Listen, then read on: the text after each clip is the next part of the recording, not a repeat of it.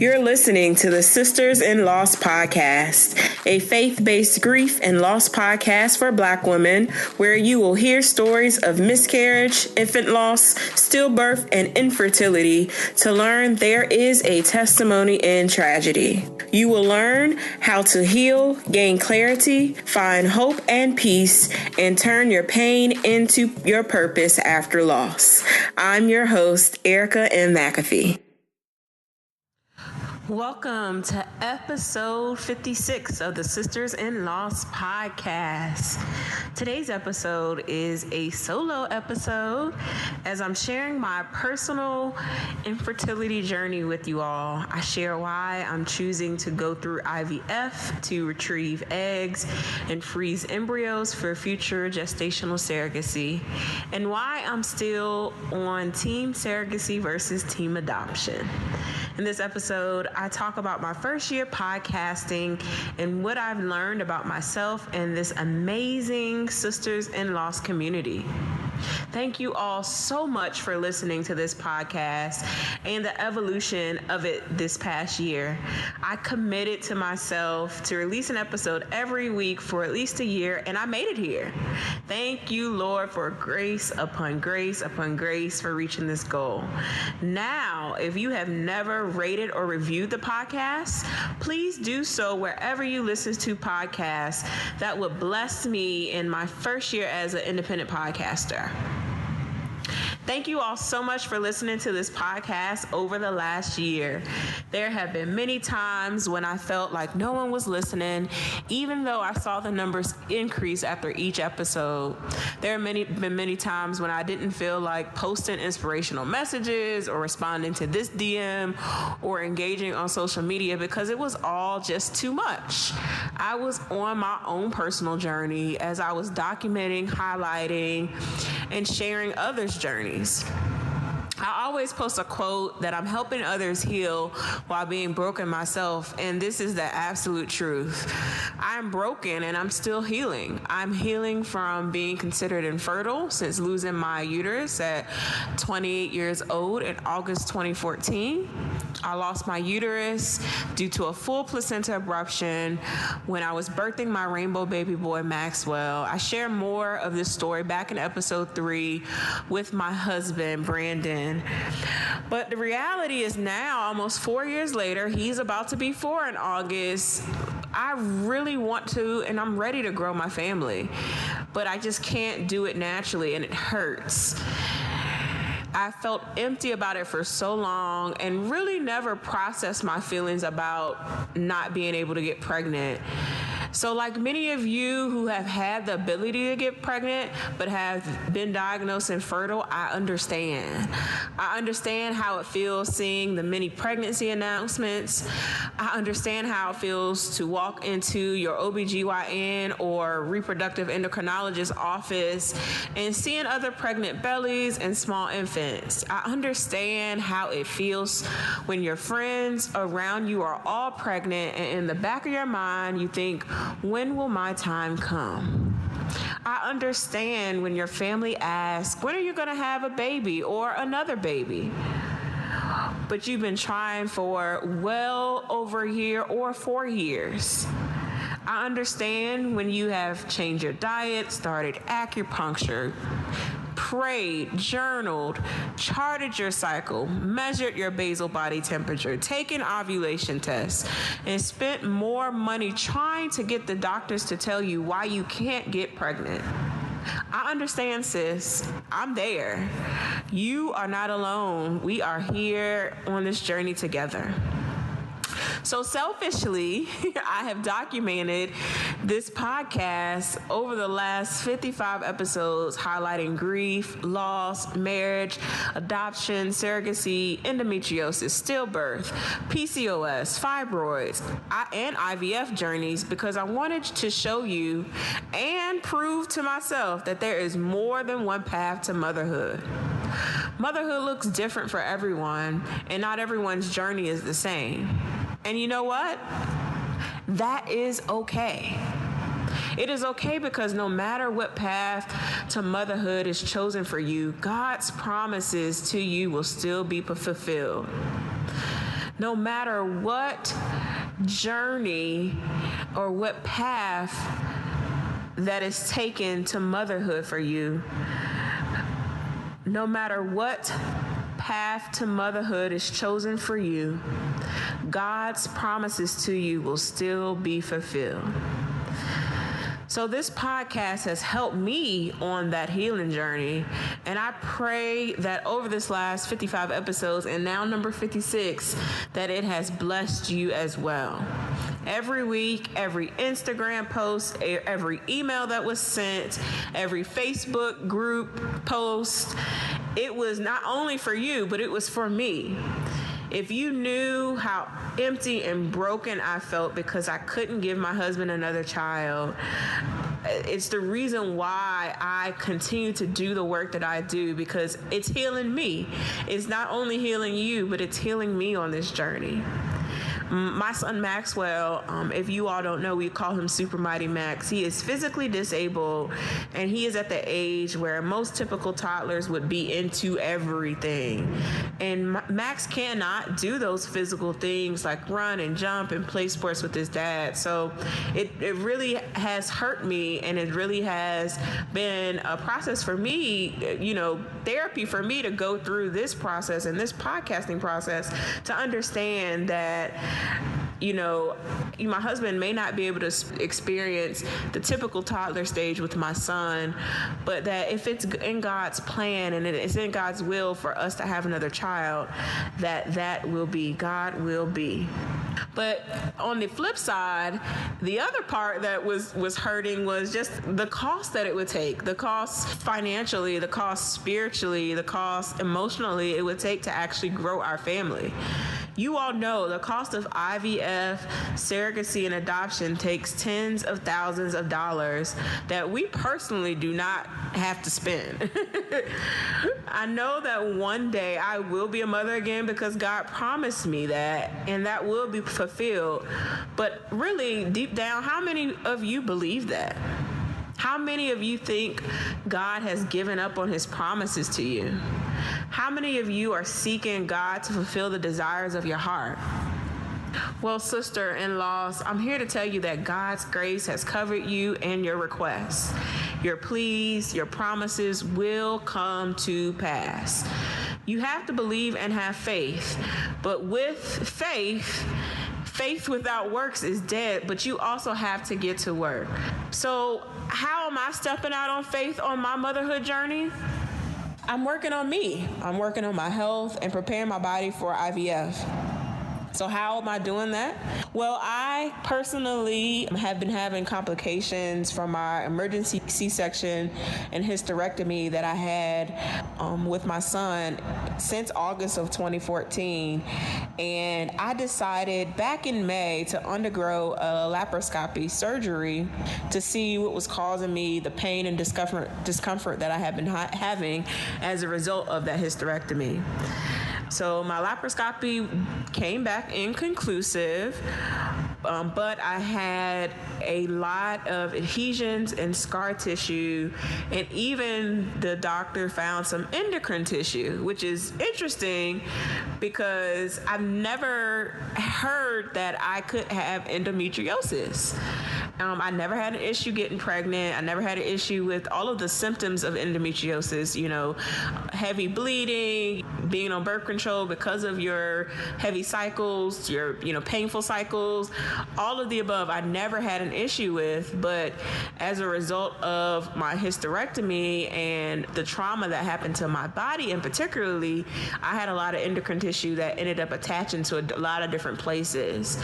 So I ended up having to go to an actual general surgeon, and we completed an abdominal CAT scan, and the CAT scan basically showed that my endometriosis was very centralized to just one area, which is where my uterus used to be. So it's not attached to my bowels, it's not attached to anything. So I'm back to basically square one where I was with really not knowing what's causing me all this pain and discomfort. But I know that the endocrine tissue that is attached, it's in one central area. So what's the next step is basically I have decided to not undergo another surgery, another laparoscopy, or any other elective surgery until I am given a green light or okay to retrieve my eggs surgically, if that's the way that the reproductive endocrinologist that I'm seeing is going to be able to do it, because he may be able to do it vaginally. It's still going to be surgery. I'm still going to be under anesthesia, but he may not have to actually cut me open.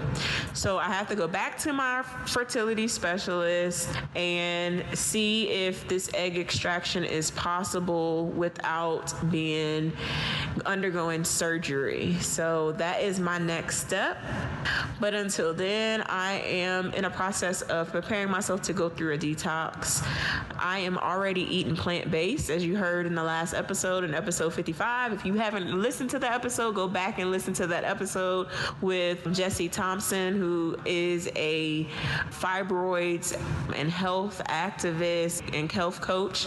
So I am going to go through a detox and eat more raw and electric foods. So yes, that means just eating straight fruits and vegetables for me, which is something that I have not done since I've been vegan for the last 3 years. So I'm going to definitely do more of that and see if I can eliminate some toxins that way, and that'll help this discomfort that I've been having. And I'm going to continue to prepare myself for IVF and hormone therapy. So that means working out more consistently, walking more consistently, just being more active as I prepare myself to go through the hormone therapy and the egg extraction. Today's episode is brought to you by Audible.com. Get a free audiobook and 30-day free download by visiting audibletrial.com/Erica. I have been loving Audible. Most recently, I listened to Angie Thomas's The Hate You Give and Darnell Elmore's No Ashes in the Fire. If you love listening to audiobooks or are curious about what an audiobook can do to enhance your driving experience or your workout experience, visit audibletrial.com/Erica for more information.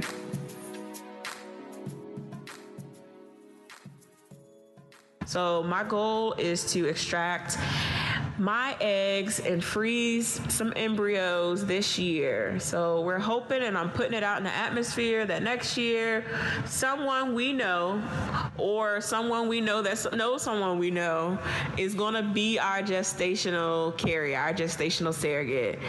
And preferably we'll bring home a baby in 2019 or 2020.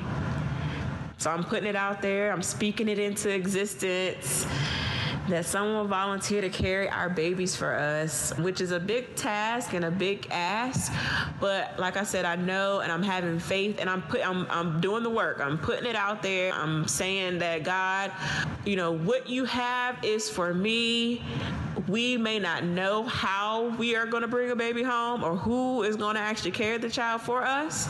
But God, I know that what you have is for us, will be for us. And if this is the path that you have chosen for us to be parents again, I am literally putting it all in your hands and just giving it all to you and really stepping out on faith and knowing that you're going to make it happen, Lord.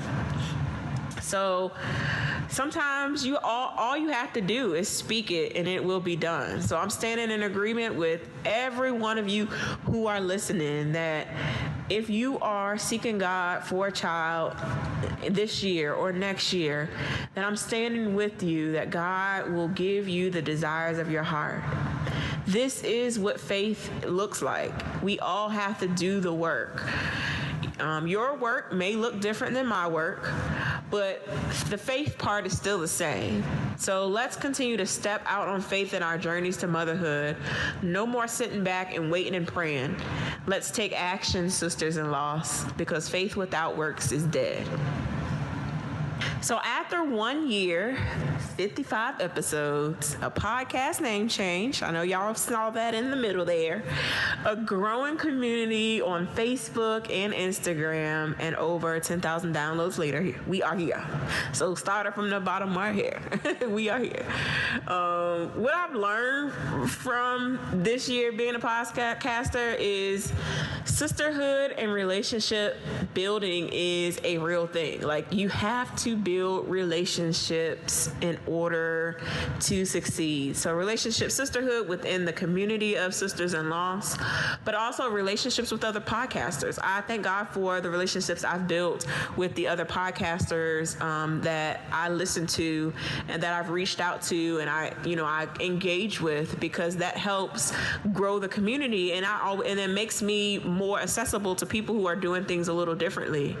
I'm able to ask questions, bounce ideas off of them, and just really utilize them from a friendship perspective, because we develop a relationship online as well as offline. As far as the Sisters in Loss community, oh my gosh, I mean, the community is everything. From reaching out to people, cold emailing people back in the beginning of the podcast, to now being booked out well in advance on my calendar. God has really showed up this year for the Sisters in Loss community. I have made so many new friends this past year. I can't say I was on that no new friends like Drake, but I had really put a bubble around the friends I had and really wasn't really trying to go vulnerable or go a little deeper with certain people.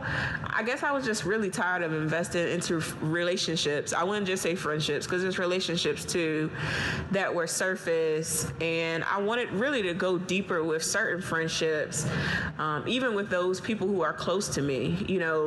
One thing that I've realized throughout this past year in my grief and healing journey, that sometimes I build walls up around people, and there are very few people that I'm vulnerable with, because I was afraid that I would lose them. And that was a part of my grief. I think that going through the loss of my dad and the loss of my son and the loss of my daughter, that I had to learn how to be vulnerable again, even to the people who are close to me. So I allowed myself this year to be open and honest with myself, first about the pain I was experiencing, and then I had to forgive myself. Then I was able to be open and honest with those closest around me and not really think twice about sharing my heart and being vulnerable to them. Because vulnerability is a true sign of strength and courage. And I believe being vulnerable, it helped me cultivate deeper relationships with my mom and my sister, friends that I have been close to for years.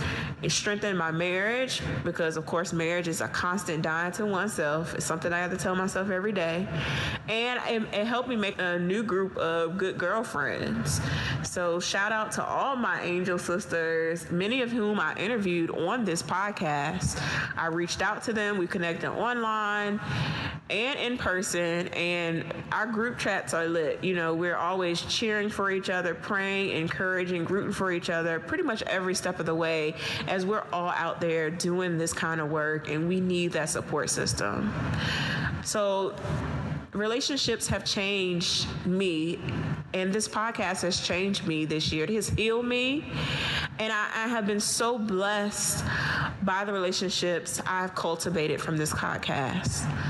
So it is my hope and my prayer that we all develop meaningful, purposeful, vulnerable relationships with women that are deeper than just the surface level. And it is my hope that you all can do that with me and all of the ladies in our private group at sistersinloss.com, where we're able to be vulnerable with people, because we understand what it feels like. We understand. We may not be able to always articulate it in the most eloquent way, but we understand what you're feeling. We understand what you're going through, and we're here for you. We're here to pray for you, root you on, and continue to help guide you on your grief and healing journey. Brene Brown says it best in her book, Rising Strong. Vulnerability is the best measure of courage. So this year, I put myself out there. I did something I was scared to do. I knew that God was calling me to this work. And it has helped me heal on my journey, helped me get to a place where I'm ready to take the next step. I'm stepping out on faith. I'm giving it all to God in our next journey and my next path to motherhood. And I am showing up. I'm showing up. I'm being present, and I'm being brave in a time of tragedy and grief. So I challenge you all listening. Have you been vulnerable with someone? Have you taken some of those friendships that you had and gone deeper with your friendships? Yes, your best friend may know everything about you, but really, are you vulnerable with your best friend? Are you vulnerable with your spouse or your partner? Like, are you really getting down to the root of really what's causing your pain and getting to the place where you can understand how to help you heal, how to guide yourself through that healing? So I pray that year one was a success. I'm hoping to go higher and higher and higher in year two. I want to cross that 100,000 downloads mark.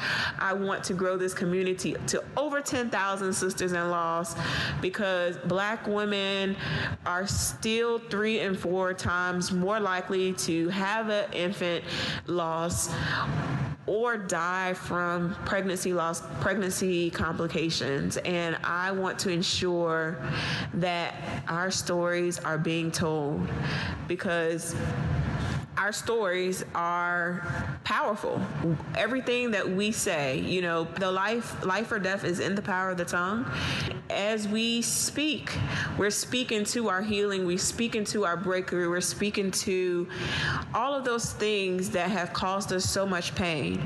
So I pray that these next 52 episodes that you all will continue to listen, continue to tune in, continue to review and subscribe, and drop me messages in my DM or in the Facebook group, and that we continue to grow together. We continue to grow together on our healing journey. We continue to grow together in our relationships, that we continue to grow together in Christ. If you have not rated or reviewed the podcast, please do so for my 1 year. Go on iTunes, on Apple Podcasts, or Google. For my Android users, folks who listen in Spotify or iHeartRadio, please leave a rating or review. That will be a present to me for July, which is my birthday month, as well as my 1 year anniversary. I thank you all for listening to today's episode, and I look forward to year 2. Thank you so much for listening to today's episode. I pray that this show was inspirational and a blessing to you. For show notes, visit ericamcafee.com/podcast. Please join us in our offline discussions in our private Facebook group by going to sistersinloss.com. If you're listening in Apple Podcasts, please rate and subscribe to us and leave us a 5-star review. I pray that you all have a blessed week. Keep the faith, and I'll talk to you next Wednesday.